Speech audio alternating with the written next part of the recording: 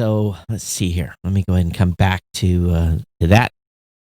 All right, next up, boy, oh boy, these folks, they really screwed up.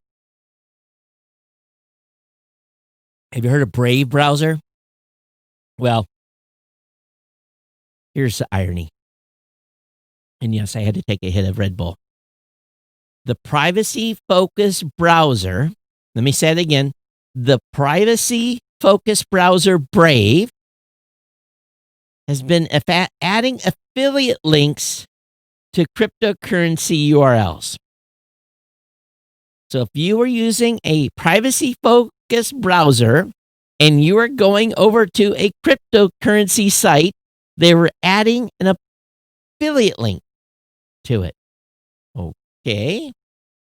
So a Twitter user spotted the redirect and he replied and he typed binance.us, I guess that's some cryptocurrency site, into the Brave search bar, and the browser auto-completed it to binance.us/en reference equals, and that reference equals number is an affiliate code link. Now, if any of you come over to Geek News Central, and let me show you what happens on Geek News Central. You come over to Geek News Central and you decide that you want to become a podcaster, and this site is not updating on, come on, give me the, why aren't you updating? Okay. So if you come over to Geek News Central and you come down to the bottom of the page, and it's going to take a second for those of you that are watching live for it to update, and you go over and it says Podcaster's Recipe for Success, you're going to see that if you just hover over that and you go down the bottom corner, it says great.blueberry.com/resources/podcast media hosting /code equals geek news. And if you click on that, that's my affiliate link to my own company, to me. Gives me credit for it because it's coming from my site. So this is how you basically get 30 days free of Blueberry hosting by using my promo code. Now, I can just give you the promo code, which is Geek News. You can use it at checkout, but it's embedded in the browser. So why? I really don't have to promote that. You guys know that link's there. You click on it. You get 30 days free, and I get a affiliate credit for that with my own company. So we do this a lot. Now, for my articles that I write or have my team write at Geek News Central, we don't tie affiliate codes to them. Like I've just recently been doing, Friday night, I was blogging reviews. I had a backup of stuff. I had a headlamp that I got, and I'm going to tell you something about this headlamp. It's those of you that are listening, you can go over to the website. It's called the Phoenix FENIX HM50R multi-purpose LED headlamp. Now, you've seen headlamps everywhere. They've got them dime a dozen not in grocery stores, hardware stores. You can buy a headlamp almost anywhere. This thing has got a nuclear-powered light bulb. This thing is incredible. 500 lumens. It is bright, and it's got 4 different setting levels. It's fantastic. It uses a lithium-ion battery. It's rechargeable, and I used to go through headlamps all the time, bang them around. And I tell you what, this is the one. This is the one to have if you're going to buy a new one. Now, it's not cheap. It's like $60, where a normal headlamp is going to be like $40. But that's just, one thing that I was playing with on Friday night, and is pretty impressive. Another thing that I reviewed was a USB-C wireless power bank. We can never have enough power, right? And and for me, I travel with big bricks of power, 10,000 milliamp bricks, so I can charge stuff 6, 7, 10 times. And this one actually can charge an Apple Watch, your phone, and your earbuds all at the same time on a power bank that does wireless charging. Again, a little pricey, like $150.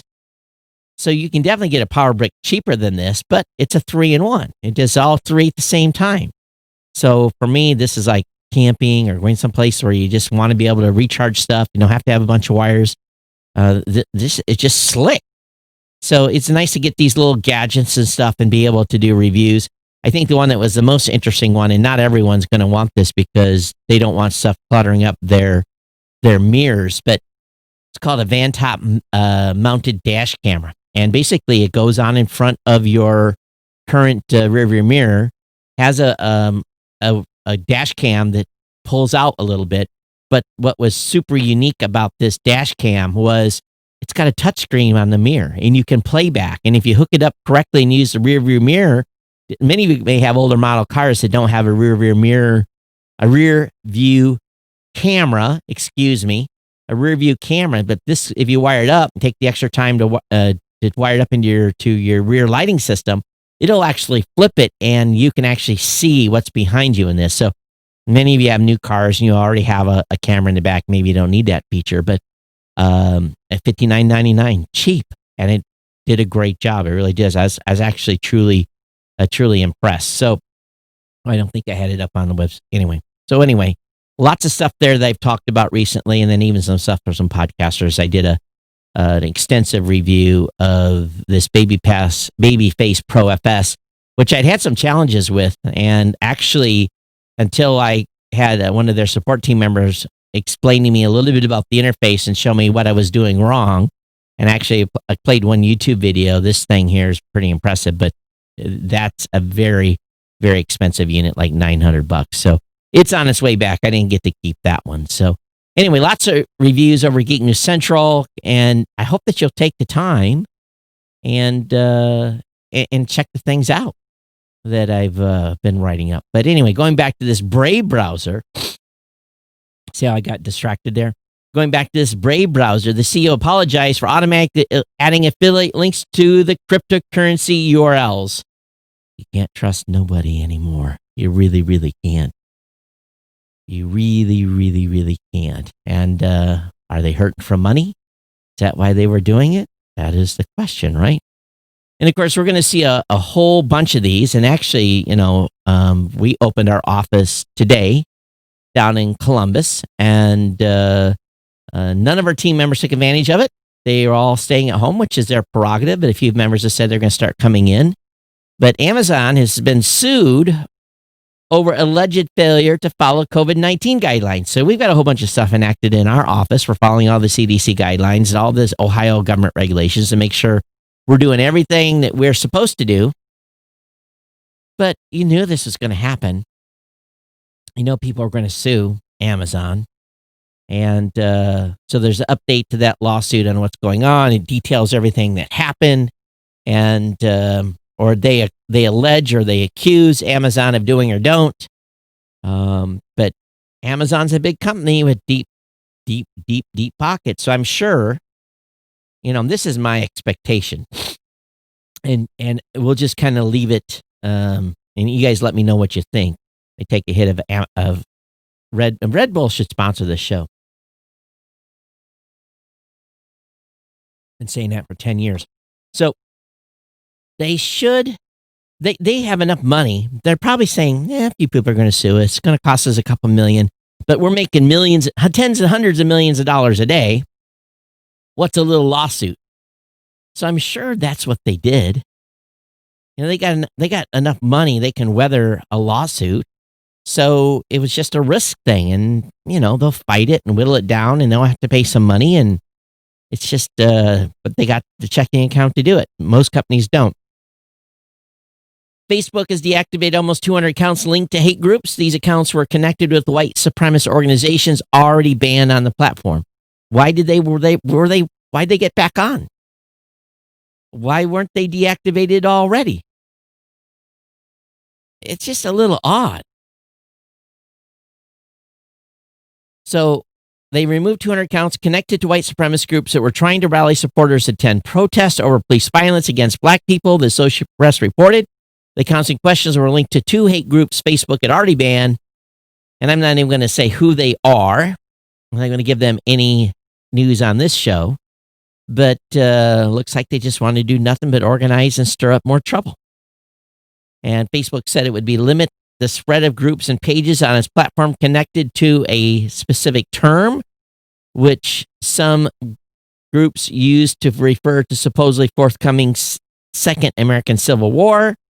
So anyway, so Facebook's out there doing banning. Yet they've got some bad news today. Someone did a study on some of their moderating, and they've got a long way to go, considering how heavy-handed they've been on a lot of stuff already. They're still hurting, but I'll get into that here in a minute. All right, 8 best payment apps in 2020. There's a bunch of them. On PayPal, that's what I use. PayPal is, that's all I need. Apple Cash is one. Cash App. I've heard rumors what Cash App is used for a lot. Cash App has an interesting reputation. Google, in my opinion, Google Pay. There's, of course, PayPal. There's Venmo. A lot of people are using Venmo on their Instagram accounts. Are people just paying people for the fun of it on Instagram by putting their Venmo account? So that to me is kind of weird on how certain groups kind of migrate to certain apps. But Venmo is a big one. Zelly, I've never heard of this. So that's it. So Zelly, Venmo, PayPal, Google Play, Pay, not Play, Cash App, Apple Cash. So was that 8? Didn't feel like 8. But anyway, link will be up in the show notes. Article from over on CNET. Tesla battery supplier CATL says new design has a 1 million mile lifespan. A Chinese car battery maker says it's ready to manufacture a product capable of powering a vehicle for 1.2 million miles across the course of a 16-year lifespan. By contrast, most automakers only offer warranties from 60 to 150,000 miles over a 3 to 8 year period on other car batteries. That Nissan Leaf that Shoko drove for a while, that thing was starting to lose power at 3 years. So there was and it only had 40,000 miles on that vehicle. So if they're able to get 1.2 million miles, that's like 6 cars. They could take that battery and put, because most people are not driving vehicles beyond 200,000 miles. But if you are, and maybe electric vehicle will get better range because there's really, all you're doing with a motor versus a engine and transmission, electric motor. I don't know. Has anybody burned out an electric motor on their electric vehicle yet?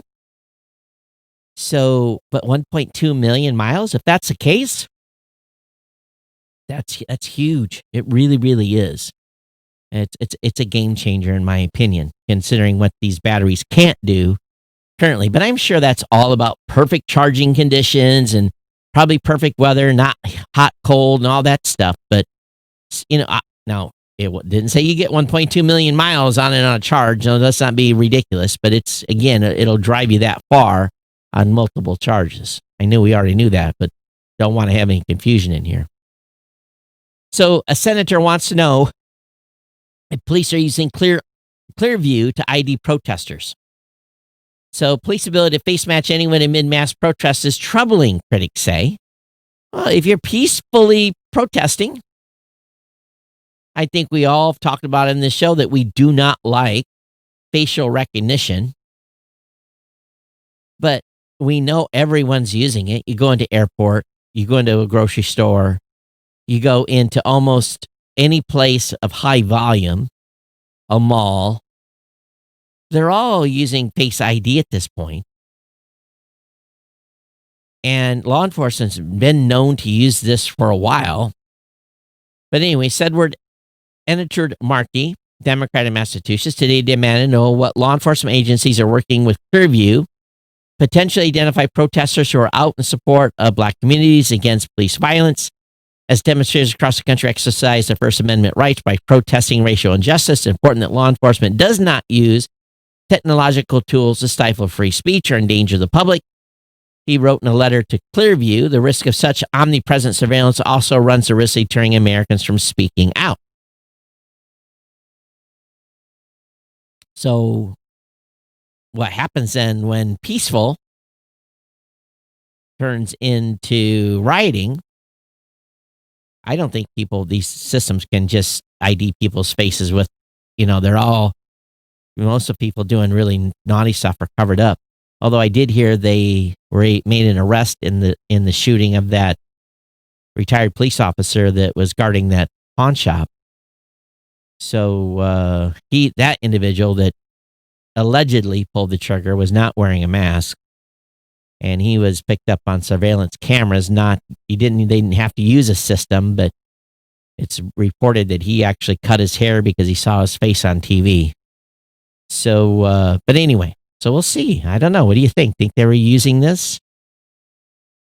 Do you think they should be able to use this?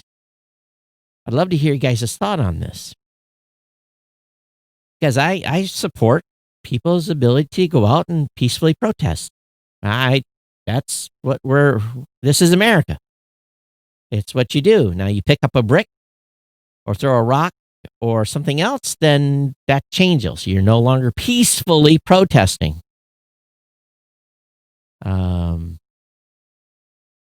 So we'll see. We'll see what the Ohana's response is here. What do you guys think? Any of you in the Facebook Live willing to say anything? Maybe not. It's okay. Drop me an email. Let me know what you think. And again, we've talked a lot about Clearview on the show in the past and how it's being used, in my opinion, again, to invade privacy in many locations and do tracking. Businesses are already doing it. Airports are already doing it. You go to any country outside the United States, they're using it. Look at what the UK does. My God, they're using it in China. Oh. You can't even fart in China without someone knowing what you did. It's a true surveillance state. So much the fact they lip read, create transcripts of your discussions if your face is within a range of a camera. That's how bad China is. Now, how many of you are on Cox? Oh my God, this is unbelievable. Has your internet felt a little slow? Listen to this story. You need to start running speed tests at your house and making sure you're getting the speed you paid for. And if you're not, you need to pick up the phone and complain. Because Cox is slowing internet speeds in entire neighborhoods to punish heavy users. So if you have one user in your neighborhood that's a heavy user, maybe they have gigabit fiber to the home, what they're paying $150 a month for unlimited, non-band, non-cap internet. So Cox has been sending out letters to high-speed users saying, hey, we're going to throttle you, or you need to stop your behavior on your unlimited, high-speed, uncapped connection. So Cox has about 5.2 million broadband customers in the United States, has been sending notices to some heavy internet users, warning them to use less data and notifying them neighborhood-wide speed decreases. In the cases that they're describing in this article, a gigabit customer who is paying an extra $50 per month for unlimited data, with nothing in the terms of service saying that you had a cap, was flagged by Cox because he was using 8 terabytes a month. Now, that's a lot of data, but he was doing it from 1 a.m. to 8 a.m. Cox responded by lowering the upload speeds on the gigabit download plan from 35 megs to 10 megs for the customer's whole neighborhood. Cox confirmed that it has imposed neighborhood-wide slowdowns in multiple neighborhoods in cases like this one, but didn't say how many excessive users are enough to trigger a speed decrease. Now, when you're on a fiber, you have dedicated fiber. For most people that are on fiber, it's dedicated, but at some point, it has some sort of endpoint where it joins the rest of the family of data packet. When you're on cable, you're in a shared cluster. That's just the way cable is. They may say, oh, what was this?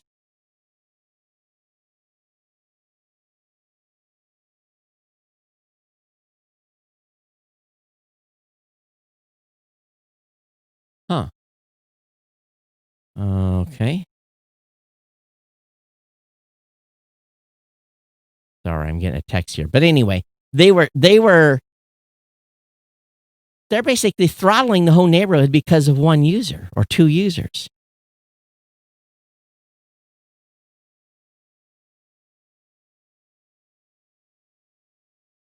I'm wondering if I ordered something and went to my house in Hawaii because Coco just said, I got a package. Can I open it? Yes, you can open it.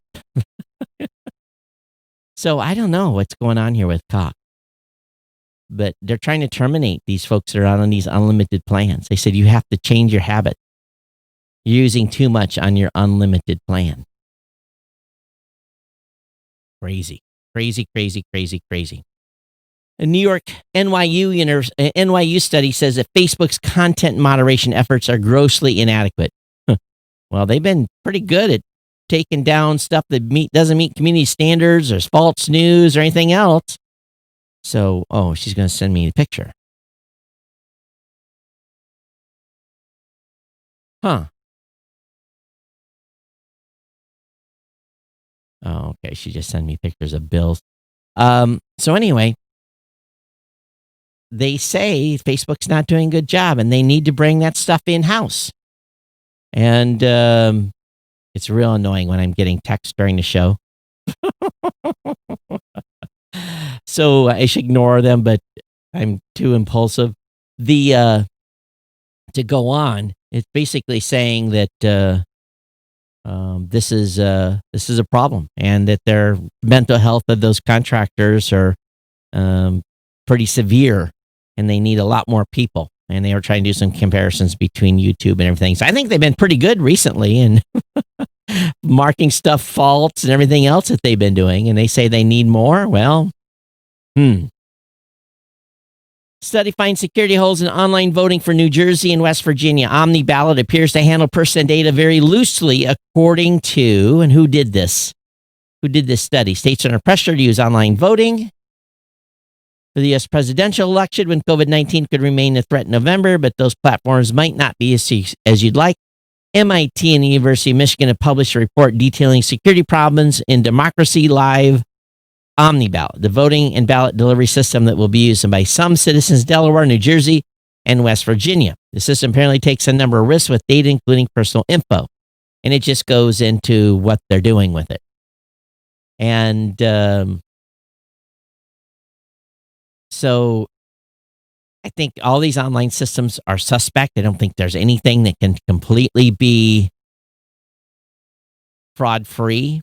I do think that I do like the double authentication system I've seen in other places where I get a piece of paper that basically tells me, here's your username, here's your password. And when you log in, it sends a text message to your phone of record from how you've registered for your voter information. It says, is this you? Are you voting? And it gives you a code, and you have to enter that code before you can get into the system. But I don't think all these systems are that fancy. How's it been doing online voting for any of you? Is it that level of security?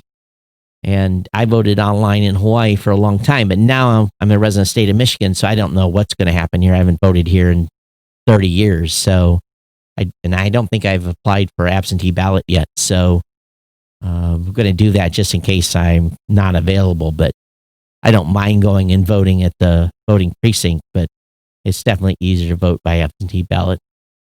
What else? But anyway, what do you think about online voting and the security? Google Maps have been updated to help you travel in the COVID-19 era. You can know about checkpoints along your route, possible crowds, and more.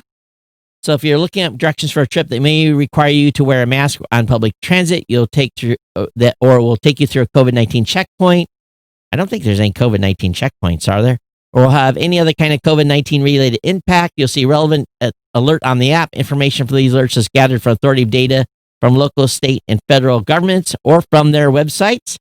These alerts are live in Argentina, Australia, Belgium, Brazil, Colombia, France, India, Mexico, Netherlands, Spain, Thailand, United Kingdom, and the United States, with plans to expand to more areas. This also talks about stuff for going to testing centers. So I've heard some people that are applying to go international travel. They're basically, some countries are requiring you to have a COVID test like 96 hours. You have to have had the test and gotten the results 96 hours before you get on an airplane. Nothing longer. So is that going to be possible to be able, if you're going to travel internationally, to be able to go somewhere, get a test, get the results back, and have that negative test with you when you go to the airport? So, okay, so let's say that's what it requires on your way out. Then what is the United States requiring on your way back? Are you now going to be required to quarantine 14 days when you get back from some country?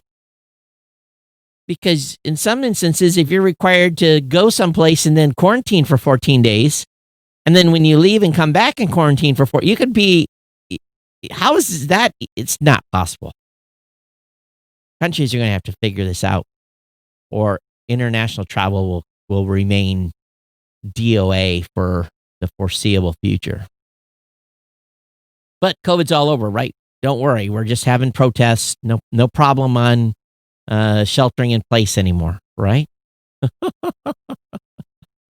Sony is resetting the PS5 game event for June 11th, promises 1 million to black causes.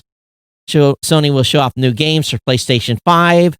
And of course, the event had been delayed to allow more focus on the George Floyd protests. And again, the new date for the event is June 11th at 1 p.m. Pacific, 4 p.m. Eastern. Sony's pre-taped event will focus on games, of course. So how many of you are looking forward to a PlayStation 5? Twitter's going to launch a revamped verification system. Get your blue check. I'm one of the fortunate people that have a blue check on my Twitter account. Blueberry has a blue check on its company account. I think we just got lucky, to be honest with you. I see very few companies with a blue check mark. So they're going to have some real, true, detailed process on how to verify you are who you say you are, or you are who you say your business is, and that you are the owner of said business. So we'll see where that goes. I've got a pile of Twitter accounts. I don't know how I could validate them all. So most of them are business related, but a few of them are unique keywords. There's 10 productive ways to kill time with your smartphone. Oh yeah, that's real easy. TikTok, Facebook, YouTube. Lots of ways to waste time on your phone. There is. You can suck up a whole day just playing on your phone. But there's 10 productive ways. This doesn't sound like any fun. Clear out your email inbox. Right. And I go to inbox 0, but I have literally 50,000 emails in my inbox, or in my email. None of it's organized. Thank God for search. Organize your apps. Oh yeah, that works until you update your phone and it rearranges it, or something happens. Yeah, organize your apps. That's a couple of hours. Check your notifications. I now turn as many notifications off as possible, and I put my phone to sleep very early. Update your to-do list. My problem is I've got all kinds of lists. So my lists are all organized. Sort through your photos. Oh, yeah. I found I had, I think since 2004, like 185,000 photos. Doing my phone, Shoka's phone, the kids' phones, 185,000 photos. Yep, we'll go through all those for sure. Spend some time meditating. Who has time to meditate? Write a grocery list. My grocery list is walking up and down aisles. Then, I need to go back to that aisle. You want this aisle? I'm trying to weed down my groceries right now. I'm trying to eat down my food. You guys ever do that where I think the crisis is over, so all the stuff I'd overbought, now I'm trying to eat it down. So the only thing I'm going to the grocery store is for milk and bread. I had to get a couple of cases of water the other day. I'm good on distilled water. That was a big thing I was almost out of, but I was finally able to get it. But I'm trying to eat my food stores down, and I'm doing a good job of it. Learn a language or study. That's probably a good one. Manage your contacts. Why? Write a diary or journal entry. If you can do that, start a blog. Go over to GoDaddy and get your domain, get your website, and blog. Don't do it on your phone. And of course, unproductive times where you just on TikTok or whatever. So here's the question of the day. I've always wondered this, and you guys are going to love it. HBO Max versus HBO Now versus HBO Go. Talk about brand identity crisis. HBO Max versus HBO Now versus HBO Go. What are the differences? Okay, so what is HBO Now? HBO Now is HBO's standalone streaming service for the United States. It is simply to Netflix, and that users stream directly from HBO and therefore do not require a third-party site, service, or cable package. HBO Now costs $14.99 a month. So what is HBO Go? So HBO Go is a streaming app for customers in the United States who have a cable TV package subscription for HBO. Unlike HBO Now, HBO Go is part of a TV package, is not standalone service. Without a cable account, with an HBO subscription, you can't log into the HBO Go app. Why can't you just have them in one? So stupid. So what is HBO Max? HBO Max is also a streaming platform for HBO movies and series. However, rather than only featuring HBO content, it also offers content from across Warner Media's catalog. The platform will also host original content specific to HBO Max called Max Originals. The service includes all of HBO's catalog as well as titles from other Warner networks, and franchises include content from DC, CNN, the Communist News Network, TNT, TBS, True TV, Cartoon Networks, Adult Swim, Crunchyroll, Rooster Teeth, Looney Tunes cartoons, and select TCM Classic. So it's $14.99 a month. So it sounds to me like HBO Max is essentially a replacement for HBO Now and HBO Go. It offers a central platform through which HBO subscribers can access content. So, I think I have HBO Now. But I should have HBO Max. I'm not really content from DC. I don't know what that is. Is that comics? TNT, TBS, True TV, no cartoons, no Adult Swim. I don't know what Crunchyroll is. Don't know what Rooster Teeth is. I don't need Looney Tunes. And I'll never watch classics. I guess I'm not old enough to watch classics yet. So, So maybe HBO Max is the way to go. Existing direct billed customers for HBO Now are automatically upgraded HBO Max at no cost, so long as the update is supported by your device. All right. Well, check it out. So, $14.99 though. AMD versus Intel. I've only had one computer over the last 20 years that had AMD chips in it. And I'll be honest with you, it always caused me a lot of issues. Computers with Intel chips just have been a lot better. But AMD's got a pretty powerful chip out right now. And the Ryzen 4000. And if you're facing a laptop, a PC by laptop, it might be something to consider. The Ryzen 4000's mobile performance has been so impressive, we can understand why people are pondering something formable, unthinkable. The answer isn't cut and dry. Unlike a desktop where you can pick and choose your parts, laptops are total packages. As compelling as Ryzen 4000 mobile is, it doesn't matter if the rest of the laptop isn't up to snuff. So before you buy, they want to run you through some features here. And link will be up the show notes on this. This is by PC World, and they just did a nice pop-up ad right in the middle of the article to make some money. So if you're thinking about a laptop upgrade, this Ryzen 4000 might be a choice for you, but you should read about it. Airbnb is reporting surge in demand for local stays. So more people are booking local holidays in the wake of COVID-19. Those are called staycations. How far is local? That's the question. Can't go anywhere else. Oh, and Shoko said, oh, what is this? Oh, okay, that's weird.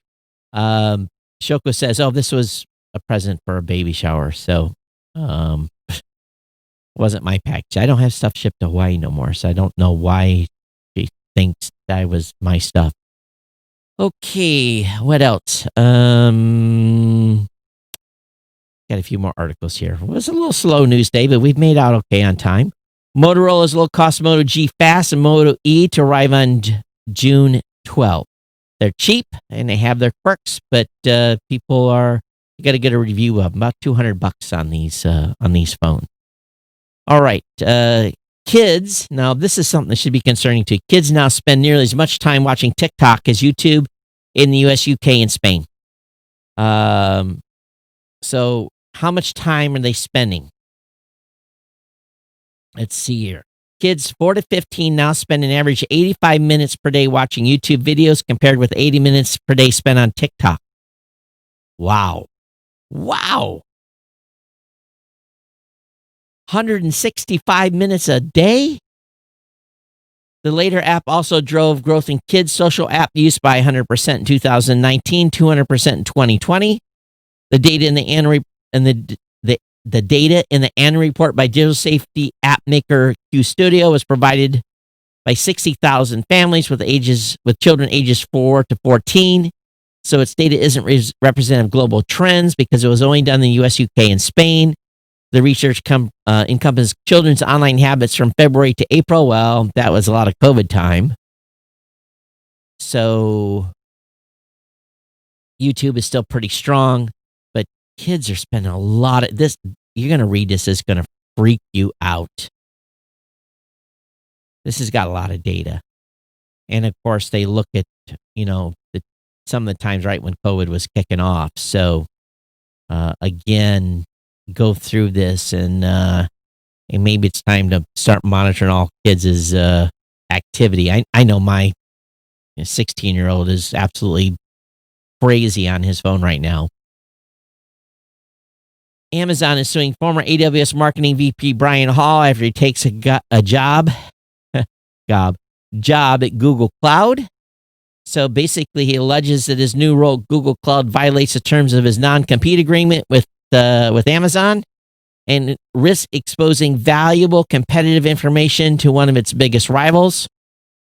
In response, filed Monday in Kings County Superior Court in Seattle. Lawyers for Hall says Amazon executive repeatedly led him to believe the company would not enforce a non-competition provision of its boilerplate confidential agreement in discussions before and after he signed the contract in June 2018.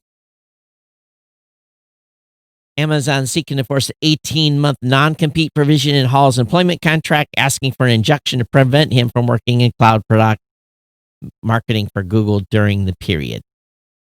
So here we go. They're fighting over this guy.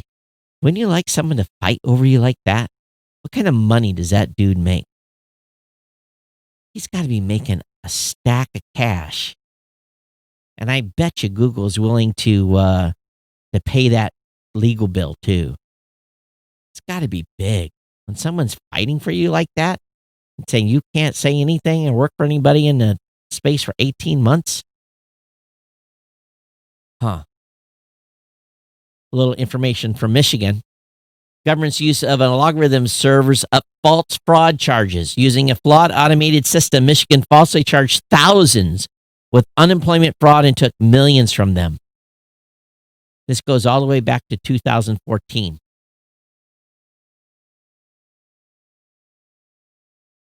Carmelita Colvin was living just north of Detroit and taking classes at a local college when she received a letter from the Michigan Unemployment Insurance Agency. Later stated she committed unemployment fraud and she owed $13,000 in repayment of benefits and fine.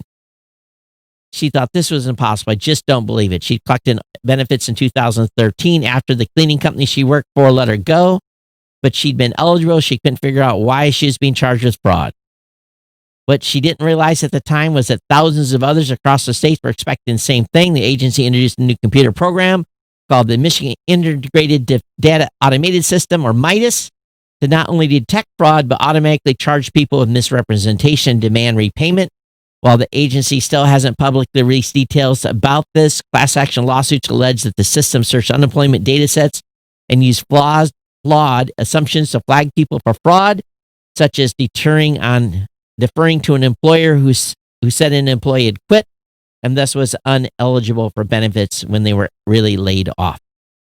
So over a 2-year period, the agency charged more than 40,000 people, billing them about 5 times the original benefits, which include repayments and fines of 400% plus interest. Amid later outcry, the agency later ran a partial audit and admitted 93% of the changes had been erroneous. Yet the agency already taken millions from people. Now, what do you think is going to happen after all this COVID stuff is done and they start running audits on people that applied for unemployment taxes? This is an incredible story of what is probably yet to come in many states. So please, if you've been laid off, you keep your paperwork square and make sure that you ask your unemployer for a letter stating that you didn't quit, that you were laid off. And for the period of the layoff, especially if they don't call you back, make sure you keep that information. Keep all that data so that if they ever come a-calling, you have that information ready to give them.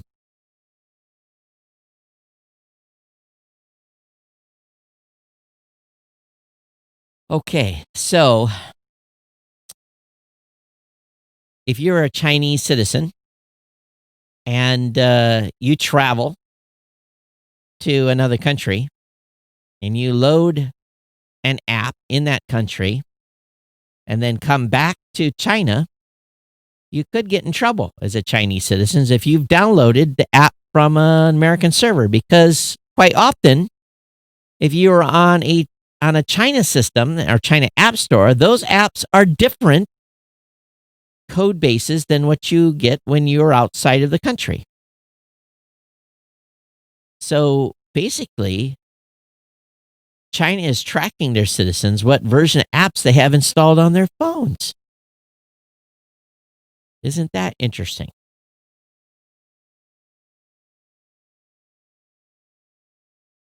It's very scary for people that live in China.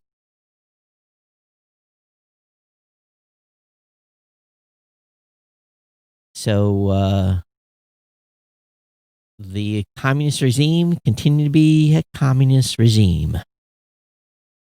So aren't you glad you live in America or wherever you may live that isn't under an oppressive regime where they are tracking your every move and looking at everything that you say on your mobile devices? Dun, dun, dun. All right, everybody, let's get out of here. Geeknews@gmail.com. Geeknews@gmail.com. Don't forget about the Insider program. You don't have to buy anything on the wish list, but if you want to get involved in helping the show out, $2, $5, $10, $15, $20, $25 a month. Oh, I did have an email that did come in. Let me remind myself to read that. Did I? Oh, I thought I copied it.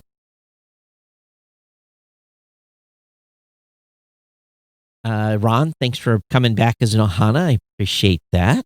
Back in the supporter role. I definitely appreciate it. Again, if you want to become an insider, geeknewscentral.com/insider. And I'll have the wish list in the show notes. That's good comedy for my part to see if anybody uses it. And again, we're looking for supporters. Anybody that wants to help on social for me, just send me an email to geeknews@gmail.com, geeknews@gmail.com, and we'll have a discussion of what I'm looking for. And if I think you're the right fit, we'll add you to an administrator role on some of the accounts. But everyone, thanks for being here today. And, the video went down. Let me look. Well, it shows it's still up, Rita. I don't know what happened. So, Rita, thanks for saying hi. Definitely appreciate you being on tonight. But all right, I'm going to bust out of here. Be back here on Thursday for another episode. Sorry for the interruptions with the texts that were coming in tonight. Just, my ADHD was kicking in. Everyone, thanks for being here. We'll see you next time on the podcast. Everyone, take care. Aloha and have a good evening. Bye-bye.